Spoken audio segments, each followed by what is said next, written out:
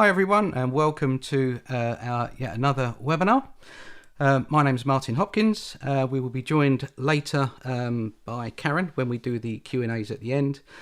Just a little bit of housekeeping, as always. If you want to ask a question, you can see I've got a screenshot of hopefully what you guys will be seeing. You click on the Q&A tab and you can ask questions there.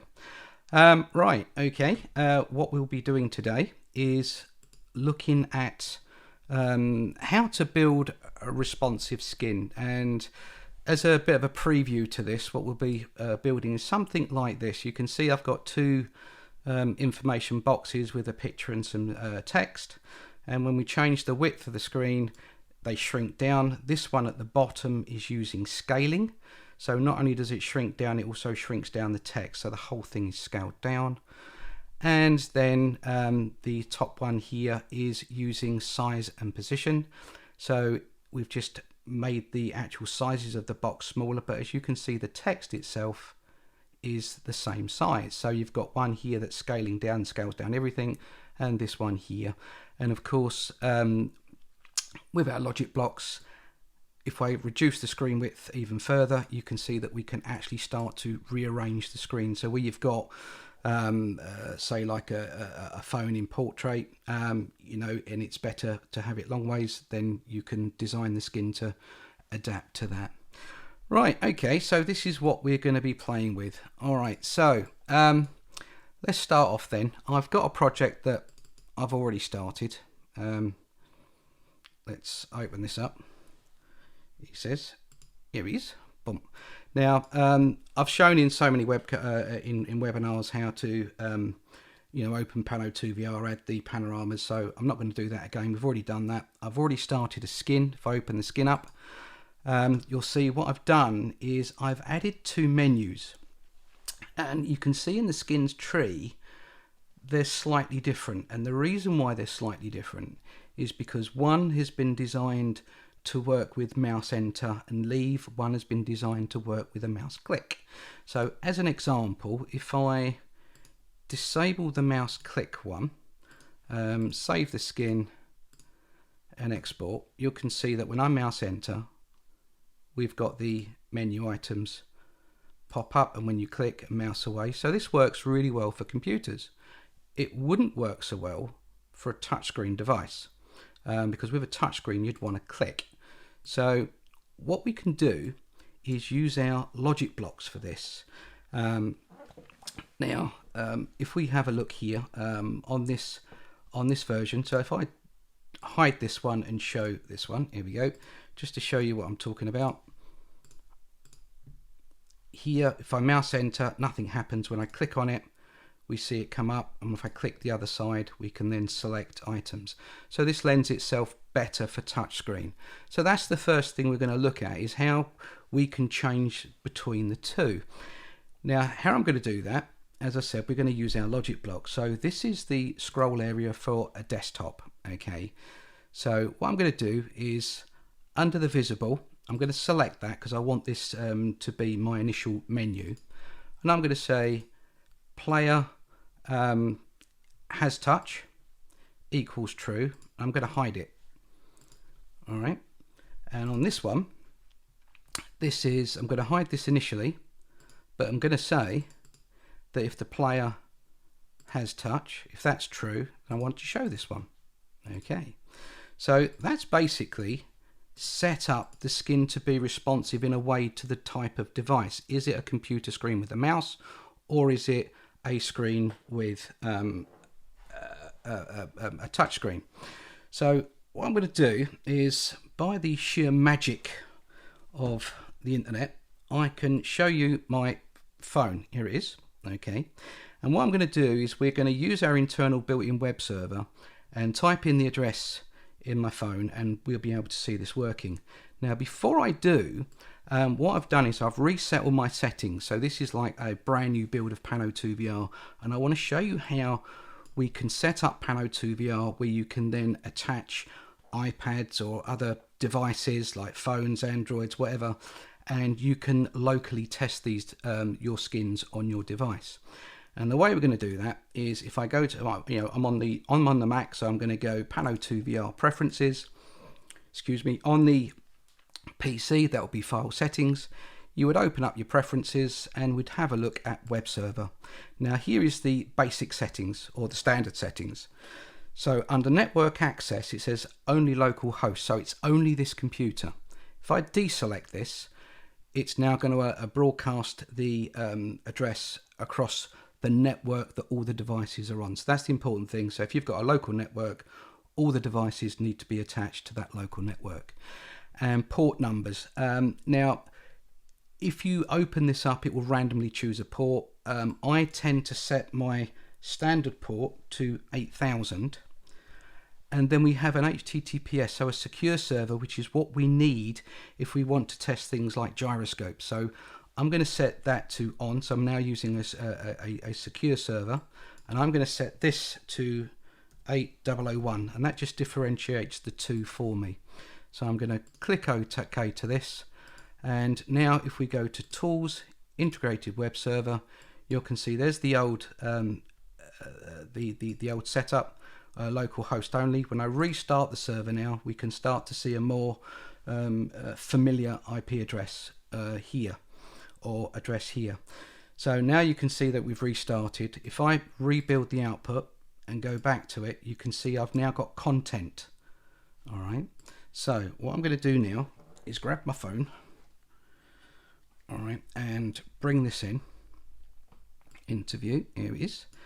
And what I'm going to type in is the secure server, so the SSL one. So that's HTTPS. I'm not going to read it out. You can clearly see it. 1.233:8.001 is the port, and click go. You can now see that I'm seeing the web server. I'm going to select the output. You can see the folders in the output. I'm going to select the HTML page, and this is now the web server serving up the images to my phone. Now this is live. If I just wiggled my phone, you can see that. Let's just get the mouse out of the way. And here, if I click the inside and outside, you can see that just on a tap it's working, and I can change nodes. And then if we go back to the output on the computer, it's using the mouse over. So what Pano 2 VR has done there is it's adapted to the touch screen. All right, so this is again making it responsive, not so much size, but in function, which is just as important as size. So yeah, so that's quite a good little thing to take care of. You know, if you're going to build a menu, you know, it could be that you are quite happy with the click menu, you know, so you only have to build one. But if you want to go there, if you want to push that boat out that little bit further, and then adapt your skins to work both on, you know, computers with mouses and then touchscreen devices where you don't have a mouse enter effect, you can build a separate, like here, a separate menu, but then you can swap them around. Now the thing to note is that on mouse, or rather on touch, or HasTouch, the player won't know it has that the device will be HasTouch until the screen is actually been physically touched. So this is why I've made these two look identical. If I was to hide and show the top skin, you can see there's a slight twitch there where there's a slight pixel difference, but basically they look identical. So when you first open it up, it will be for mouse, but as soon as you touch that screen, it'll automatically swap over to the click version. Right, okay, so that's one thing to think about when making skins responsive. The other thing is a different way of deciding how to make something responsive. I'm just going to add a rectangle, and let's have a look at our logic block. So I'm going to choose scaling, and we're going to see what other features we have available. So let's have a look at the player. I've also got isMobile. Now isMobile was a very good one for a while, but with the iPads, what they're doing now is that they're sort of presenting themselves, or rather they're using desktop browsers. So the user agent is reporting back that it's a Mac and not a mobile device. So this is probably not the best ones to use these days. The other good one is player width. And this is what most websites use. If you go to a website and you see a full screen website, as you reduce the width of the website, it changes. It changes its layout. It does things like that. So this is actually quite good to use. So if we look at player width, I could turn and say that anything below 1024, I'm going to scale this rectangle down to I don't know, 0.8 by 0.8. All right, so that's that. Let's click OK. Save the skin. Let's go desktop, responsive. Let's call this skin 2. And yeah, save and generate the output. So again, I'm using keyboard shortcuts and just have a look. And here it is.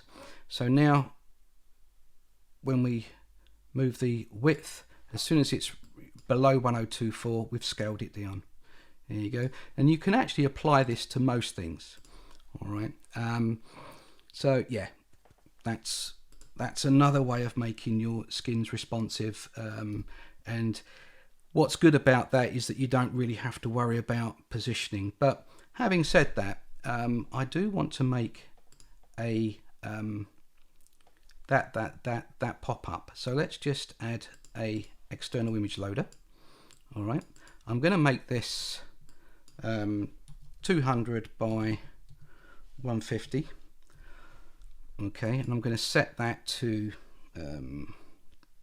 let's have a look, 10 by 10 pixels, and then I'm going to add a text box, and I'm going to make that the same size. So let's have that 200 by 150. Okay, and then what we're going to do is set this to be its position to 210. All right, and again 10 from the top. And what I'll also do is get rid of the border, I think. Right, so that's our text box and external loader. So let's just call this I don't know, image loader, and let's call this image text. Okay, now what I'm going to do is I'm going to select the container element and draw around it, so I've got everything now encapsulated in a container. All right, okay, cool. So that's that. So that helps with its positioning. So now even though the container's 10 pixels away and from the top, if we select that, then the internal elements are now set at 0 to the edges. Okay, if that makes sense. So that's fitting snug inside our container. Okay, now what I want to do is just add some text to the text box. So I'm just going to copy some text that I've already got, put it into the text box, paste that in. I want it to word wrap. I want it to start from the left. Okay, and also I'll give it a 4 pixel padding. Now for the external loader, I want it to load an image, and how I'm going to do that is I'm going to select let's stop that. I'm going to select under the advanced tab of the HTML5 output an image, and let's have a look. What shall I use? I'll use the pop-up goat. So there it is, pop-up goat 1024. Ooh. Okay, I just clicked and dragged that accidentally. What I'm going to do is Option 1 to put my windows back again, or that's Alt 1 on the PC. That is going to be covered in another webinar about window arrangements, but yeah, if you do anything silly like, I don't know, let's do that, move a panel out and you didn't mean to do it, so Alt 1 or Option 1 puts everything back.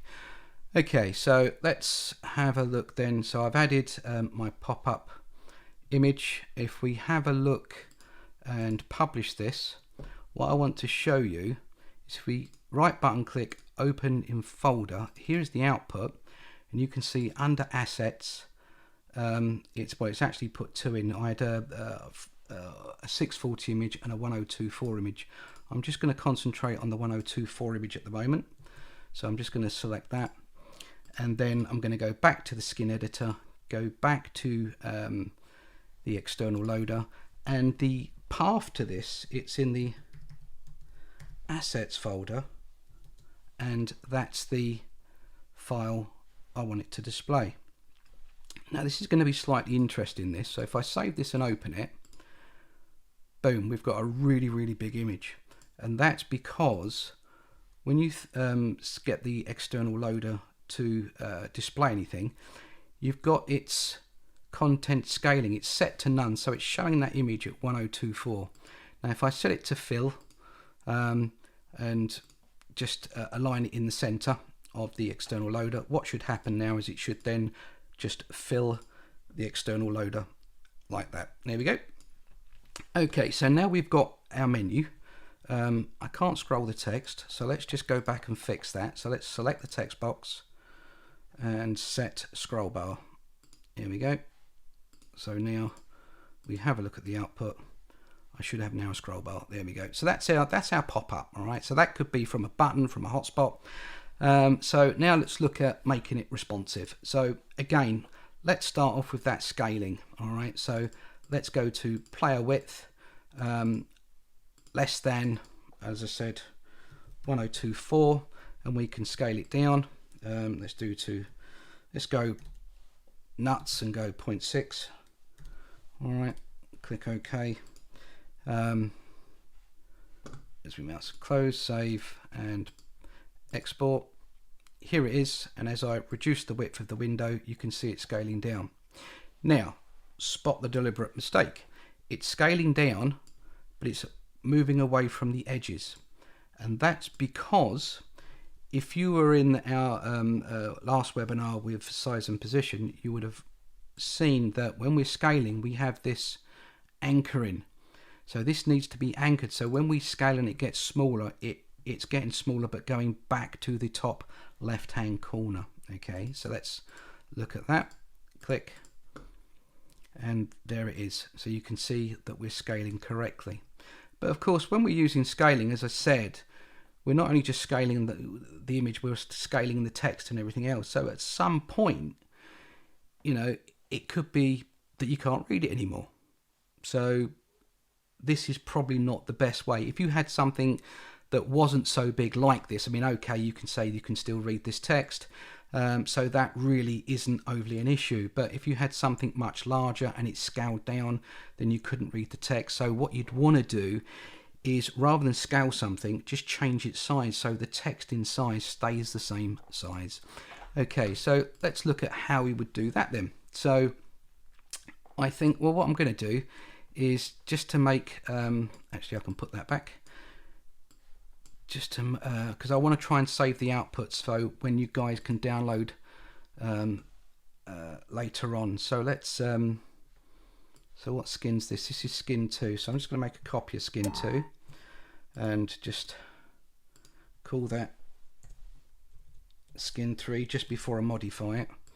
And let's now select skin 3. Okay, so that's looking at skin 3. So we want to modify this in the way that I want to stop it scaling, and I now want to concentrate on its size and position. Right, so let's look at this. I'm going to look at the size, and we can say that, right, hang on, let's have a look at the external loader. So here is its size. Let's go to the size logic block, and we can see its starting size. So we can say then player width equals or less than 1024. I'm going to change its size by 50 pixels. So let's just say this is going to be 150 and this is going to be 100. Okay. Now I'm happy with that. Now to save time, what I'm going to do is I'm going to use the copy. All right, click OK, and then I can go to the text box and do exactly the same thing, but this time I just paste that. So that's now both of those done. Now if I use the skin preview, you'll see there's a bit of an issue going on, and that is that it's it's changing size, but we've not moved the position of the text box. So we need to think about that. So it's physically changing size, but we also need to change where it is. So here we can see that it's 200 pixels. So we're going to say, right, if I press paste, so if player width is this, we want to come in by 50, so that's going to be 150. All right, so that's the x-axis. It's going to move over by 50 pixels. So let's just save this and see what we've got. So if I now bring this in, you can see that it's getting smaller, but this text now is still the same size. All right, so that's quite a good thing to do if you're, if you still need to see that text. Okay, you can see it's a little bit more work than just scaling, but the end result is, time versus effort versus quality. So you actually get a better result there. Okay, so we've talked about that. So what we also said at the beginning is, when a screen becomes so small, you may actually just want to move things around, just completely change it.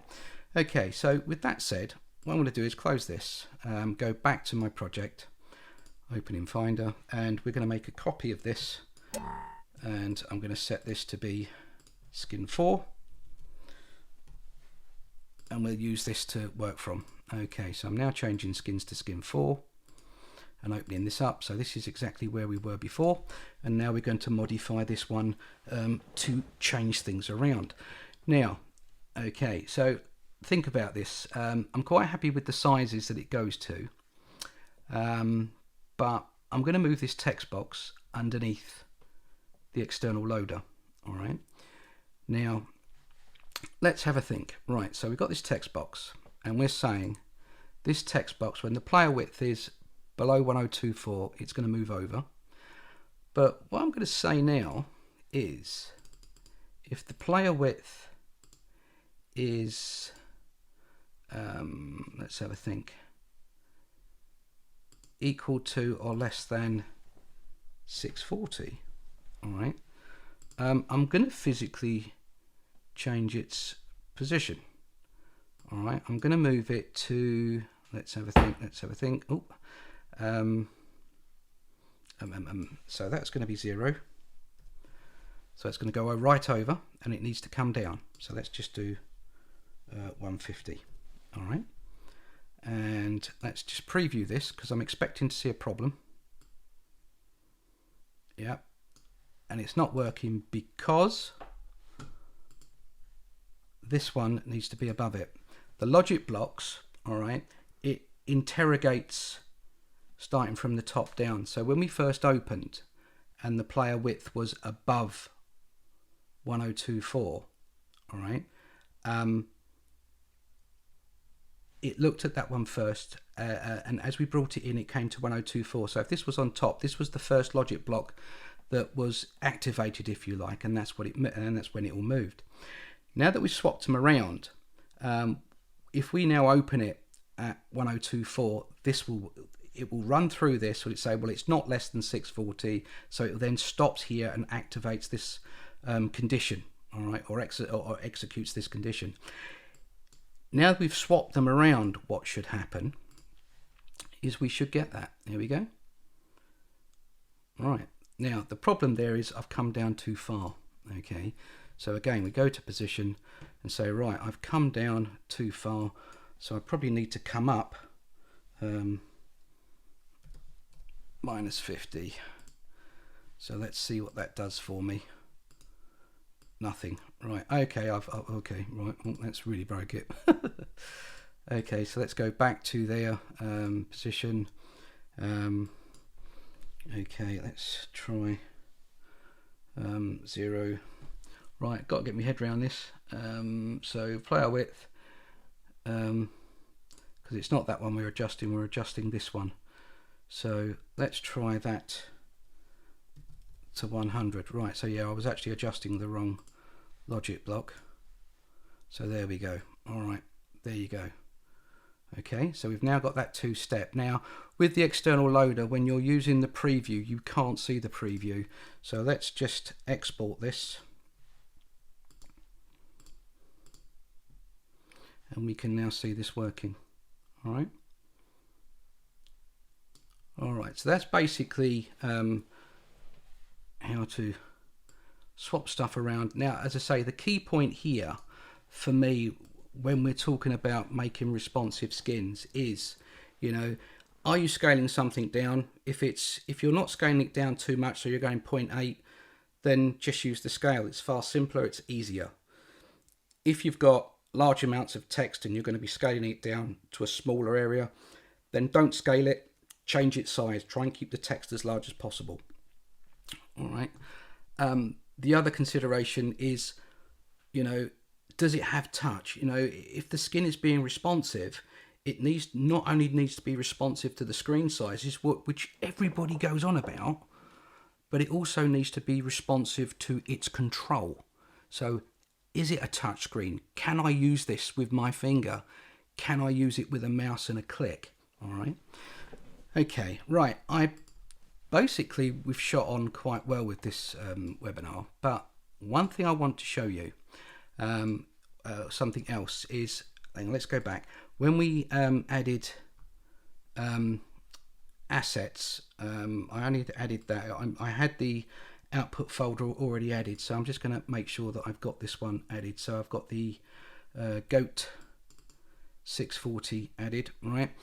Because what I want to do is I'm going to show you how we can get the external loader to load different size graphics depending on the screen, which again is a consideration. If you're on a mobile device on 4G or whatever, it may be quick, but if you're paying, you know, if you're paying big dollars for your mobile usage, then, you know, you're going to be kind to your viewers by saying, right, on a small screen I'll serve up the 640 image, and on a computer on a large screen I'll serve up the larger image. So I'm just going to show you how we can do this.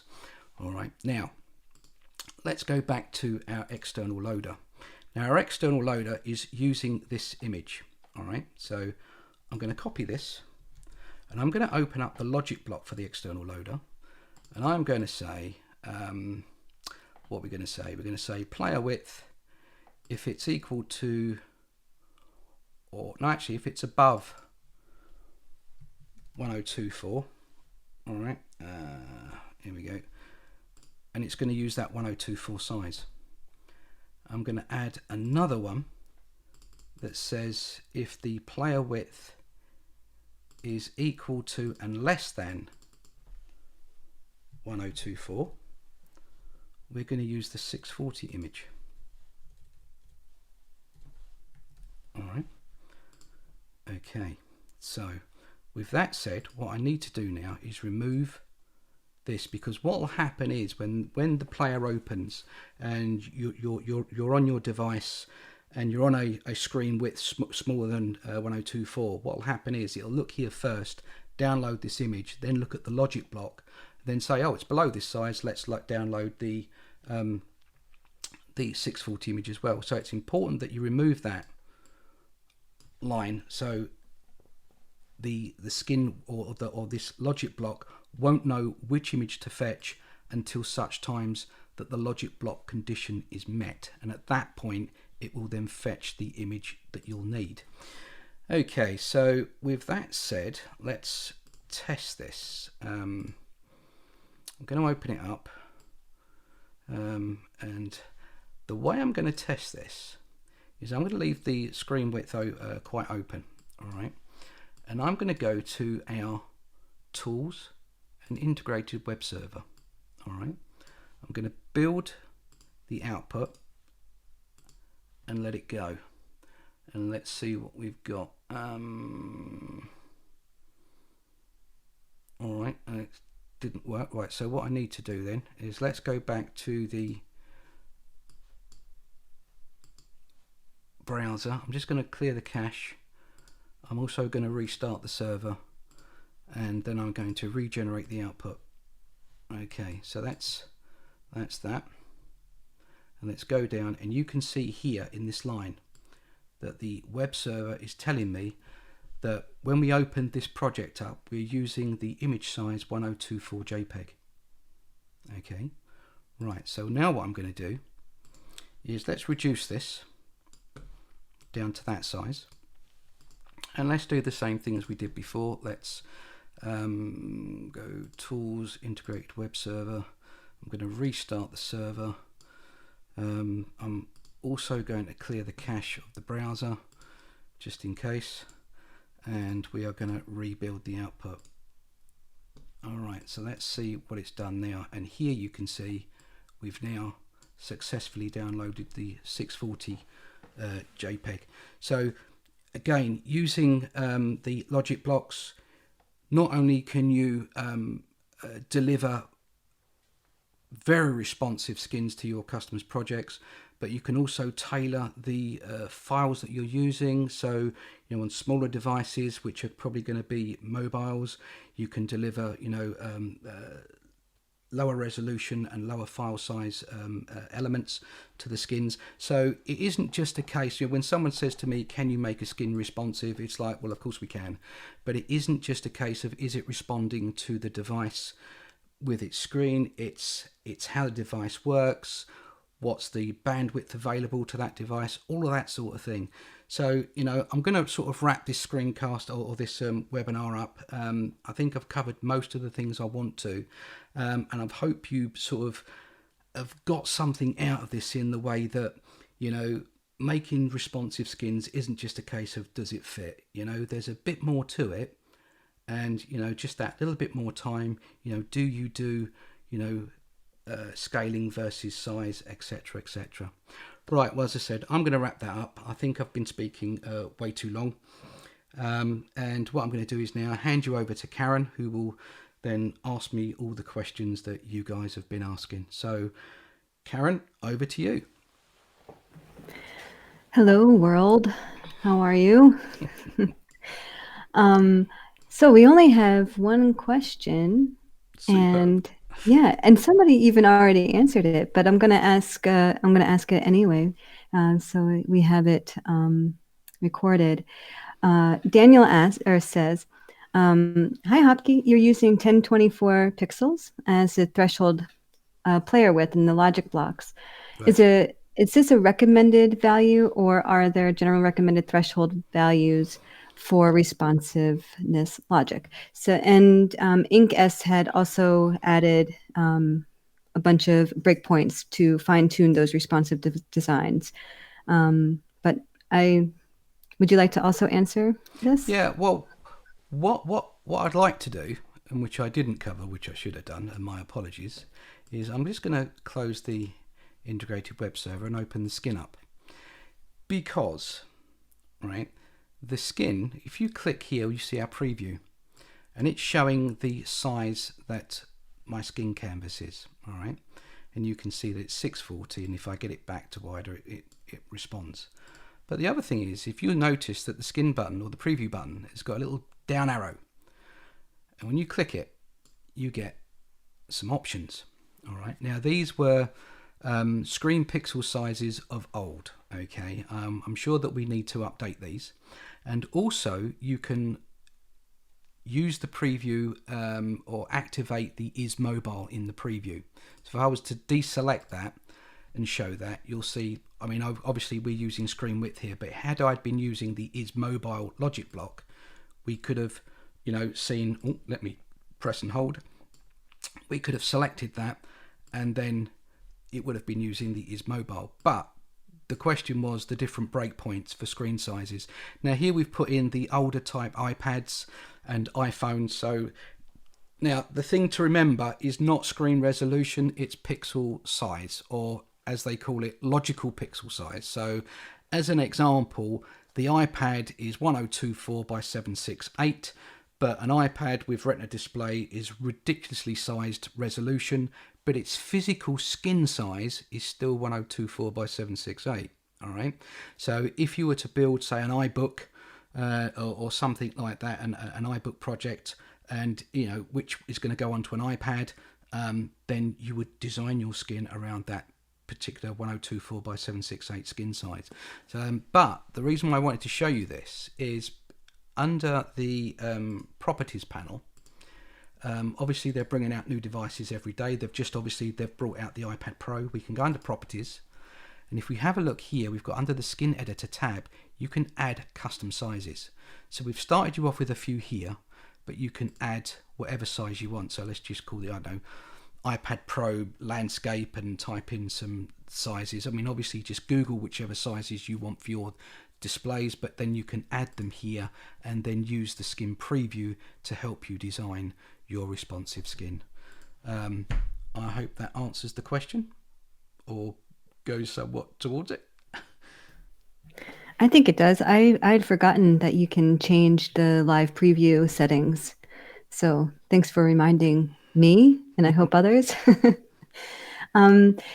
And I think continuing on with that, I'll go with Andre's question. And he asks if there is a way to add a logic block that would determine if the text is bold or normal, or changing the font size. So is there a way that you can connect the size and scale to changing the text within a text box? No, but you can swap out, he says, hang on, before I say that, I'm just going to make sure that there is no logic. No, there's no logic blocks attached to it. If you've got a logic block attached to something, then you can use a logic block. But as there's nothing to do with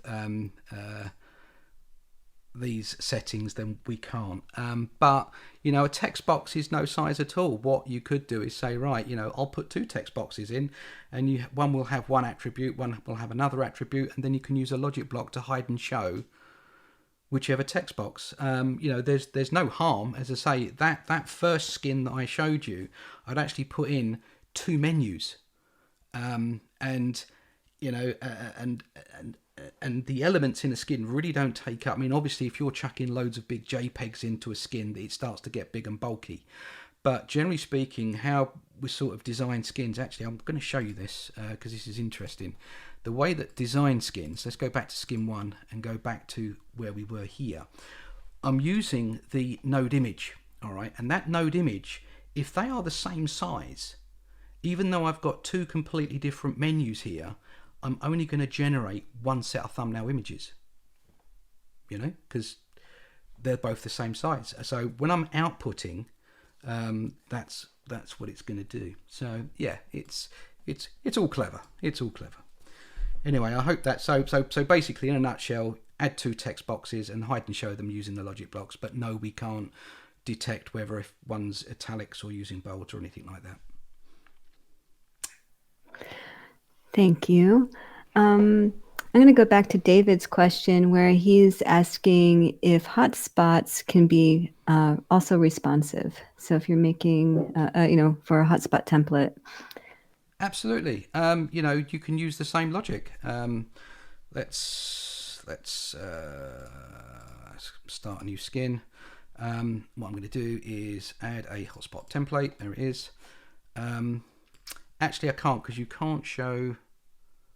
Let me think about this. Right. So let's do a hotspot image of 40 by 40 pixels. Okay. I'm just going to make it radius of all the 9s to make it a circle. Change its color to red. I know I'm blasting through this, but yeah. So we're just making a hotspot. Okay. Let's just call this HT_nude. All right, and if you're making a hotspot, I might as well show you everything, I suppose.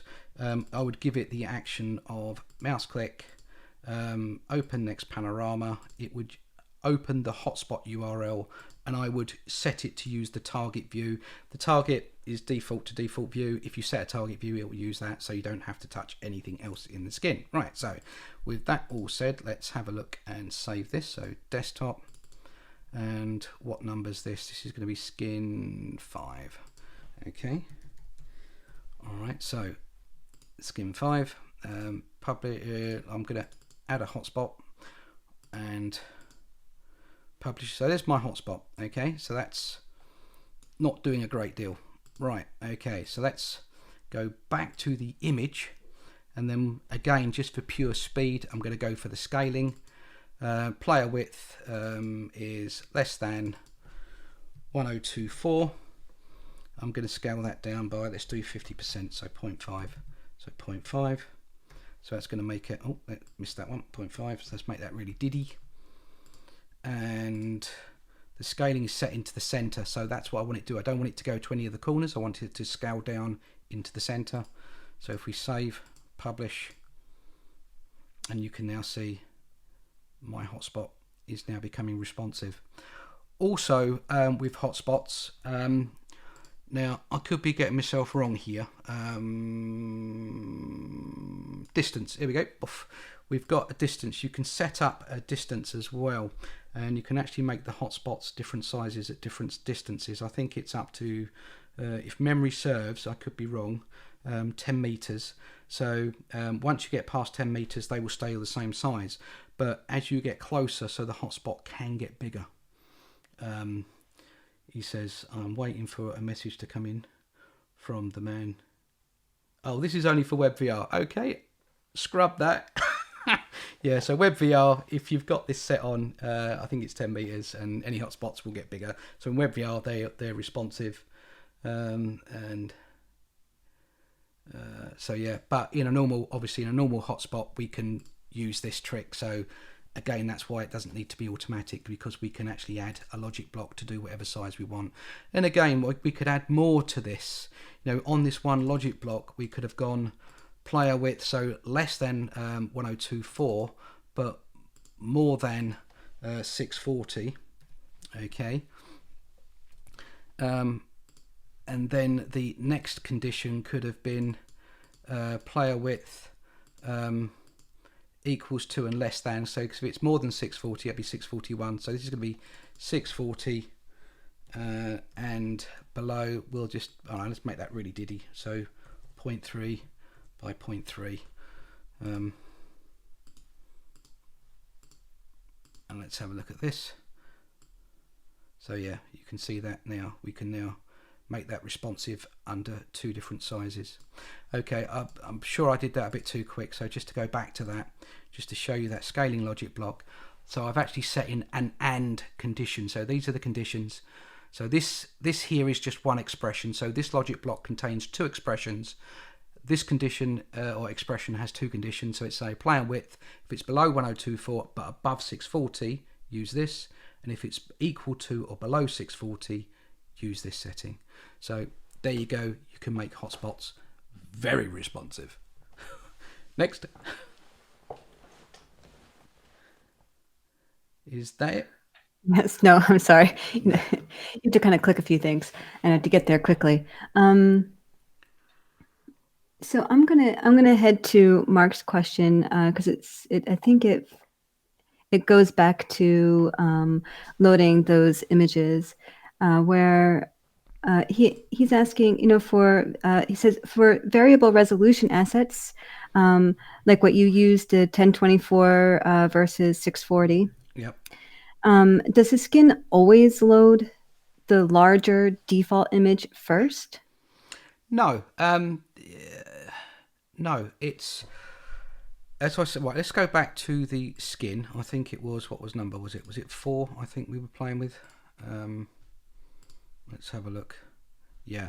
So if you have the path to the image, now not forgetting that when we attach it to the assets, the path is going to be assets / then the image name. If it's in the external URL text field here, it will get loaded.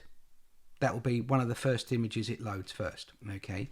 But as I think I showed, when you just use these in the logic blocks, then it only loads the image.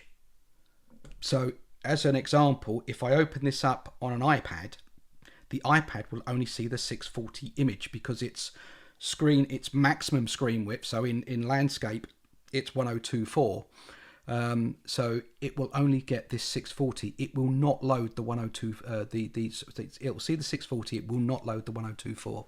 I thought, obviously when we use the, let's just do that again. So let's publish that out. When we used the integrated web server, as I say, I use this all the time for such things as this to see how efficient my skins are. Right, okay, what I need to do is restart the server and just clear the cache and rebuild. Okay, so let's have a look at this. you should see that it's only using, it has not loaded at all the larger image. It will only load the larger image if you have it in the URL text field. So as long as that's clear and you only are putting the sizes in the logic block will then serve up only the image that you require for that screen size. Okay, I think that answers that question. Anything else? Oh, can you hear me? I'm back. Yep, go on. Yeah, okay. I think that's it for our question. So I'm gonna throw it back to you, Martin. And thanks for your attention, everyone. Okay, right. So it just leaves me to thank everybody for coming. Get a big thanks from all the team here. This is very much a team effort. Thomas in the background nudging me, Karen doing all the questions, and Christoph for developing the skin in the first place. Where we all laughed and joked, where I tend to live is in the skin editor, and that's probably where I'm most comfortable. But anyway, guys, thanks for coming and seeing this webinar. And as always, until the next time, cheerio.